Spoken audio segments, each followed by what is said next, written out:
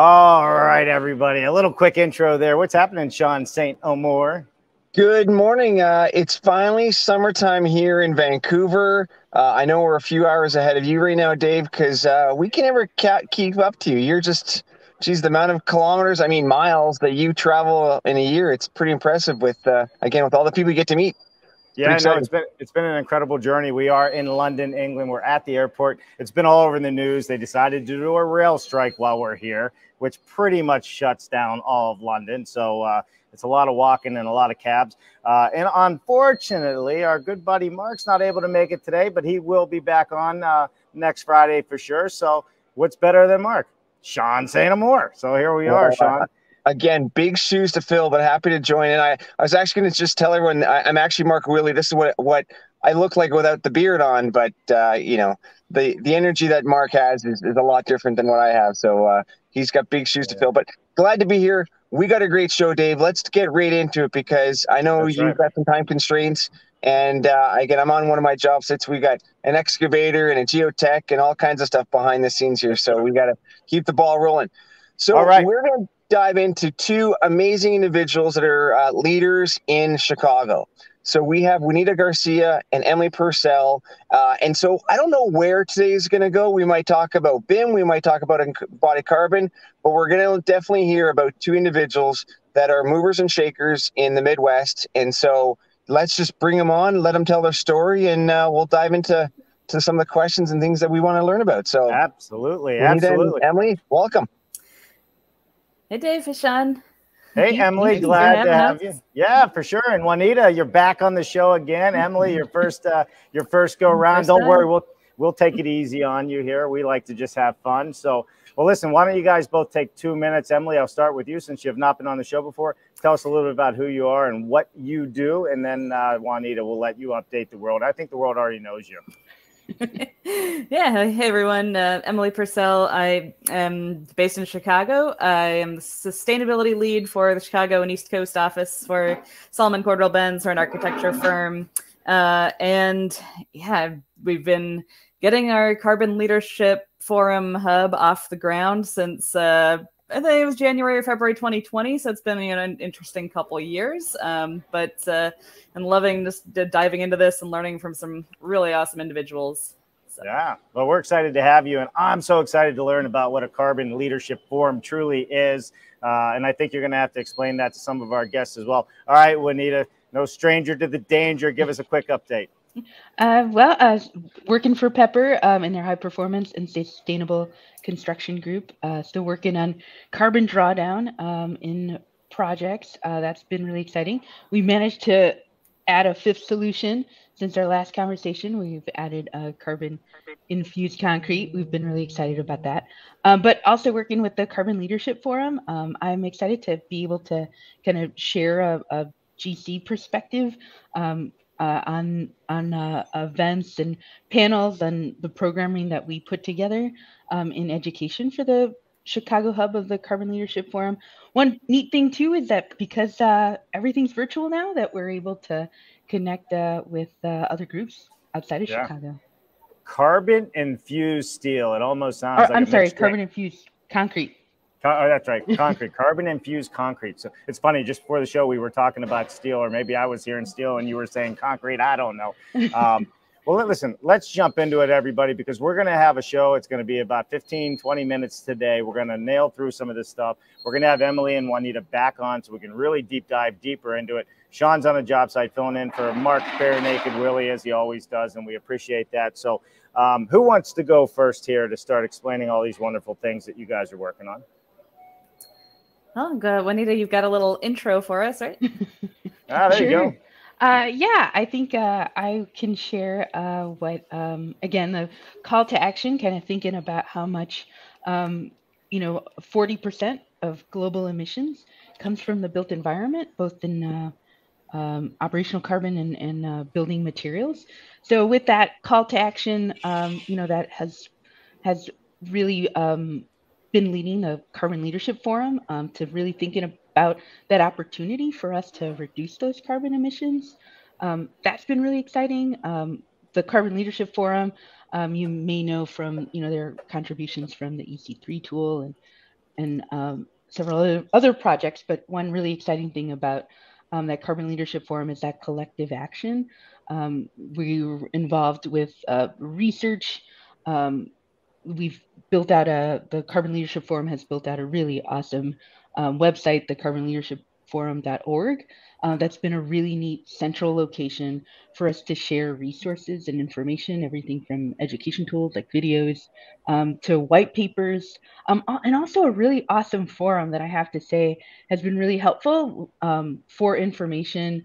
It's helped even in just getting a resource. I know I was looking for a reference tool. I was able to get that from members. That's been really exciting, and just have some really rich discussions. In addition to like a policy tool, they've got a really great map put together of carbon-related policy, that's been enacted sort of all over North America. That's been exciting, and especially as we're seeing more and more of that call to action from building professionals to influence policy. I have to say, Emily's been a lot more involved with that in Chicago. Yeah, and in Chicago specifically, like it's like I said, we started this hub up in early 2020, and it's been very cool to see just like how far across the building sector this reaches, right? We've obviously on this show all the time, you're talking about how to make buildings more energy efficient when they operate. This question of, well, how do we reduce the carbon footprint of the materials that make our buildings is kind of new for a lot of us. We're all on this really steep learning curve together. So that's what I've loved about bringing this group together, is that, it's got architects and GCs talking to, mechanical engineers and structural engineers.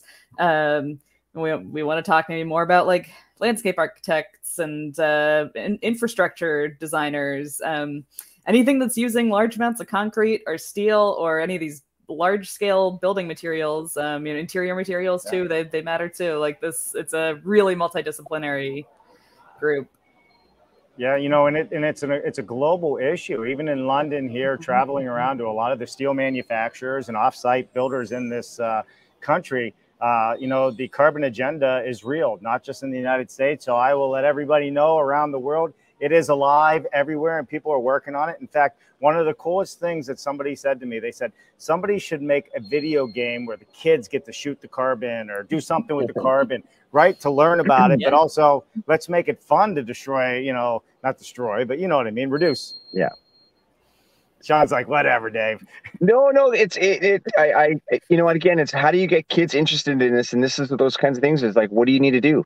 And I mean, Emily, it's great to see what's happened in Chicago in the last few years. Again, here in Vancouver, the movement. I remember going to the first Carbon Leadership group here in Vancouver is 20 people. The next one had 60. The next one had 90. And then we went online, and then it was in the hundreds to 200s where people were showing up. It was just the discussion of understanding, from the passive house world, we talk about the operating carbon of the buildings, but the material carbon emissions really matters. Depending on which state or province you're in, or or country, depending on what the energy of use is, one will matter more than the other. And a lot of times we kind of go down a tunnel and only focus on one. And we really need to be worried about all of them at the same time. Then how do we deal with it? And of course, looking at those bigger issues of the concretes, the steel, some of those, bigger parts of the building components that where there's a lot of carbon emissions from those materials really comes into account. Yeah, it really means thinking about your buildings holistically, right? Like, what are you doing to reduce the upfront carbon footprint, the embodied carbon that will also help bring down the operational carbon? Actually, at an event of a few months back with Scott Fardman talking about some research he's done about triple pane windows versus double pane and refrigerants, and just thinking about how to reduce the whole building life cycle carbon. And these are these big complicated questions. Like, I think most of the questions that came up in that conversation with Scott were like, all right, what research are we going to do next to resolve the next question, the follow-up question that came out of this? There's it's really evolving fast, and that's what's exciting about this. There's a lot of folks working on solutions.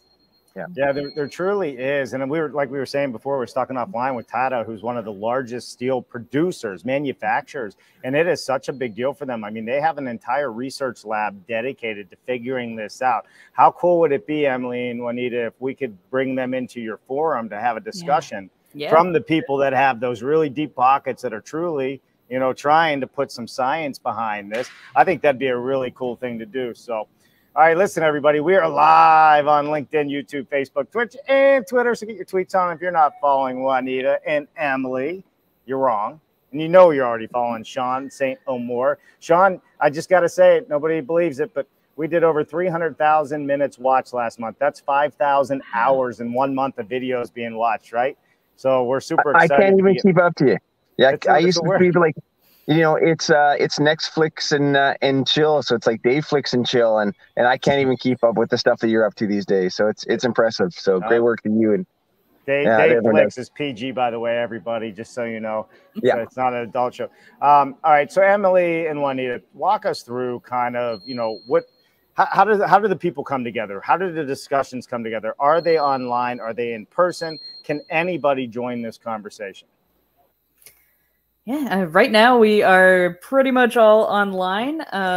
We had, I think, our very first couple of meetings was in person. We were, very happy with the turnout, but of course, during COVID, we've had to shift online. And honestly, I love that that's opened it up to people from outside Chicago and folks who just may not be able to make it into an in-person event. While we are definitely hoping to have an in-person happy hour sometime soon, just to chat with other folks in the industry. Our educational events, I believe, are primarily going to stay online going forward. And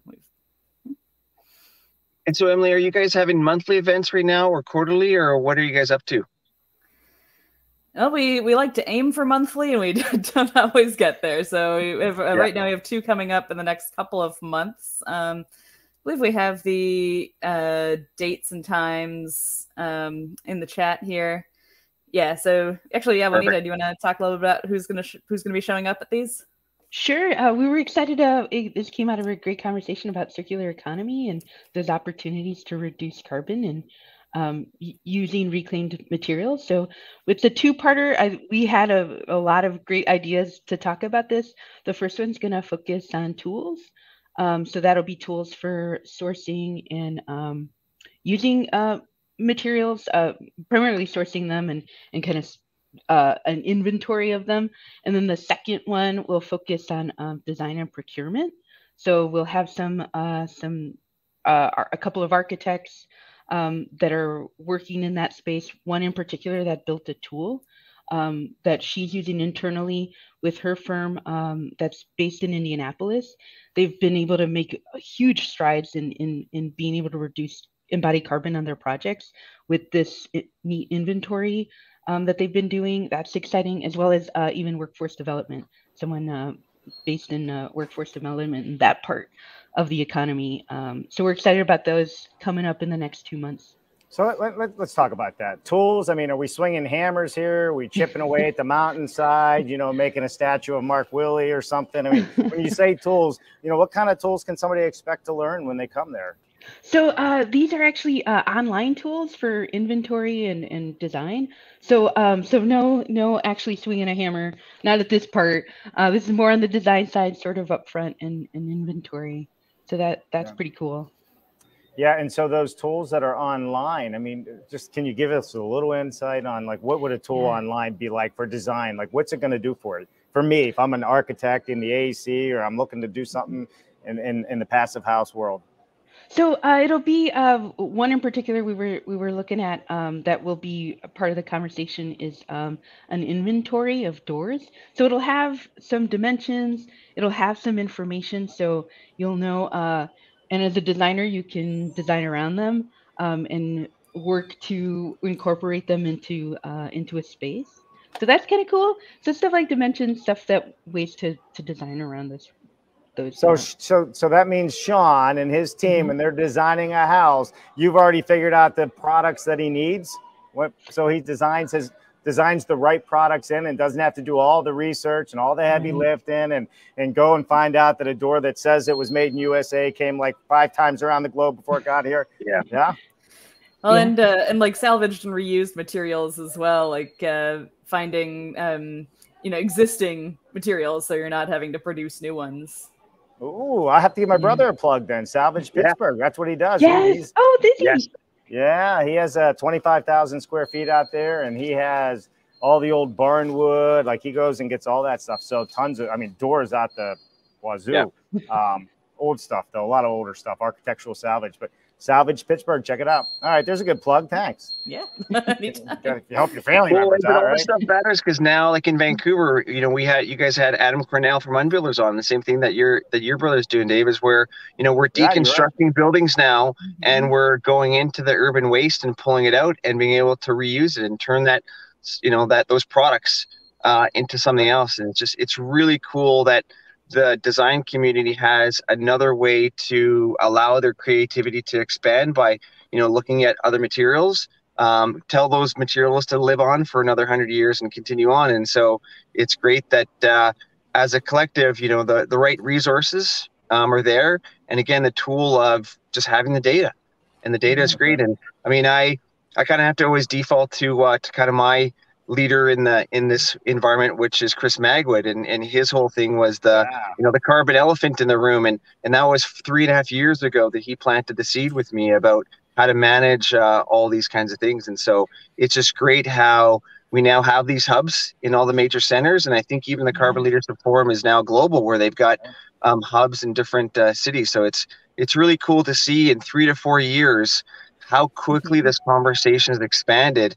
And the best part too is because they're hubs, they're all linked, and so all the information and success stories can be shared between different hubs, and it's just amazing how quickly it's expanded. And so Emily and Juanita, it's great that we have you on today to just kind of talk about some of the things that you guys are working on in the Chicago area and how again that can be expanded.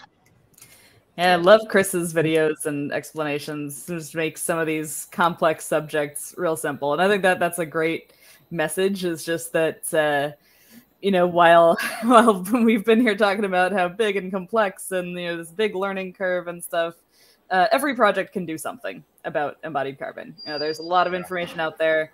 Every project can build a little more efficiently or find some material to reuse or reduce waste. There's so many opportunities. There's so many resources. And yeah, Chris's discussions of just like building to the right scale and building efficiently, not building things we don't need. These are fantastic to keep in mind. So I wonder what Chris's carbon elephant looks like. If you're truly, how do you eat an elephant one bite at a time? I wonder how, is it only a leg left? Is it the trunk left? Because he keeps taking trunks, bites out of the thing. All right. So that's part one. Part two, we're talking about circular economy, right? And design and procurement. What's the procurement side of this? So it's resources like your brothers of the inventory, where they can go buy it, they can go source it, and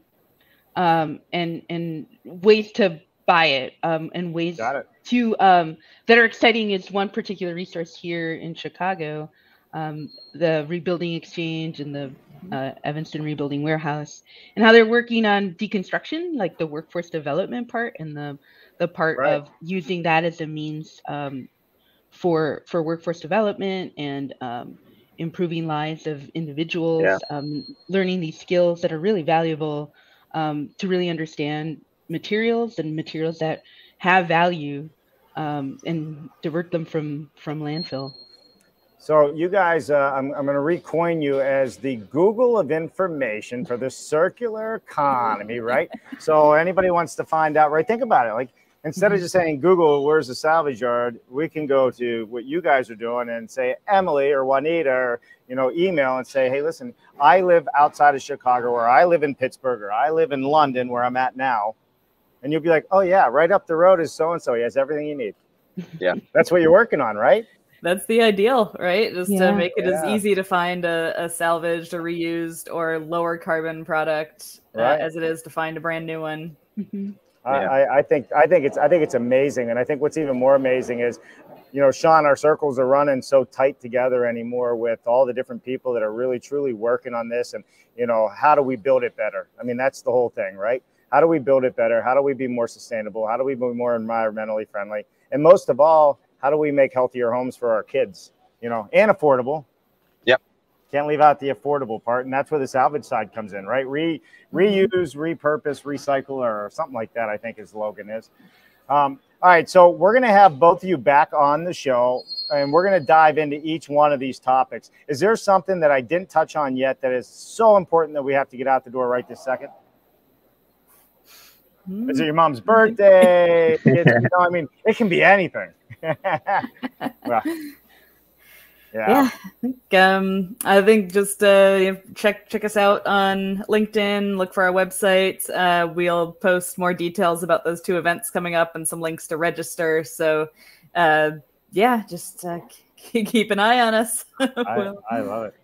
Well, again, it's great you guys came on, because a lot of times, we know this. We've been in this for a few years, but again, just to let people know and get that awareness out is key. Like, step 1 is just be aware of the materials you're putting in your buildings, and is there other opportunities you can do? And then the fact of you have more data to say, yeah, well, if you put some fly ash in the concrete, you're going to reduce the embodied carbon in that material. That's going to be a better step in saving the planet. We can make those transformations. So again, the fact that people know that you guys are there, they're part of the Carbon Leadership Forum, which is growing. And if you like the Carbon Leadership Forum and it's not in your community, guess what? They have the tools for you can start your own hub. And then you can rely on, experts like Emily and Juanita to help you out in getting those hubs started. So there's great things are happening in your community too. So just I think once you start connecting with them, it grows so fast. Sean, we should have a leadership forum live, like the true behind the scenes leadership forum. Let's do it live, and let's invite people from all around to come and join us. So I love it. Well, listen, we're going to have to wrap it here. I got to catch a flight. I know Sean's got to get back to work, but before we go, we got our good old friend Greg Ugaldi on the show this Monday. He was the head of the National Association of Home Builders chair for 2 years running around, and he's becoming a great friend to the building science community as well as to the building systems community. And we need people that are all the way at the top in Washington, D.C., understanding what we do, because it's going to help us grow. So I appreciate you, Juanita. I appreciate you, Emily. Thank you so much for tuning in. Sorry, everything got a little wacky with travels and Mark and I, but we got Sean. I don't know if Mark will make it back. We got Sean now. That's it. Yeah, I know. No, we'll get Mark back there. We need Mark. Oh, listen. The world needs more Mark. The world needs more Mark. I don't think there's anybody in the world that gives more of himself than that guy to everybody, man. I mean, you know what's so good about Mark? My favorite thing about Mark is it's always about other people. Yeah. That's what he does. And that's what's so amazing. So, how much would he be blushing if he was on screen right now? Yeah. I know. Well, you wouldn't be able to tell he has all that facial hair. But I did meet somebody that matched his beard while I was here from it'll come back to Wheeling, not Wheeling, gotcha. I don't know. Up north. Someplace in the UK. We're talking Viking. Oh, yeah. Thick, can't even see the lips. It was great. And I got a British tie, and I got to let Paul know if he is watching. Paul, I got a little knackered last night, and somewhere that tie fell off somewhere. So Paul's going to need to send me another English flag tie. But we had a great time. Emily, Juanita, thank you so much. Sean, thank you for joining. I'm going to run. I got to catch a flight here, and we will see you back in the United States this Monday, 1 p.m. Thanks, everybody. Yeah. Thank you. Safe travels. All right. Thanks, guys. Bye now.